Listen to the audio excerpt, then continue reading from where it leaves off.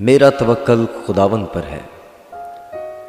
तुम क्यों कर मेरी जान से कहते हो कि चिड़िया की तरह अपने पहाड़ पर उड़ जा।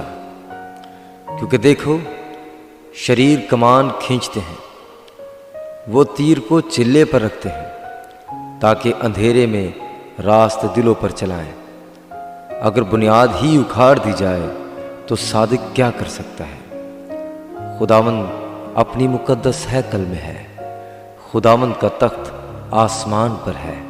उसकी आंखें बनी आदम को देखती और उसकी पलकें उनको जांचती हैं। खुदावंद सादिक को परखता है, पर शरीर और जुल्म दोष से उसकी रूह को नफरत है। वो शरीरों पर फंदे बरसाएगा, आग और गंधक और लूह उनके प्याले का हिस्सा होगा। क्योंकि खुदावंद सादिक है, वो सदाकत को पसंद करता है। रास्तबाज उसका दीदार हासिल करेंगे।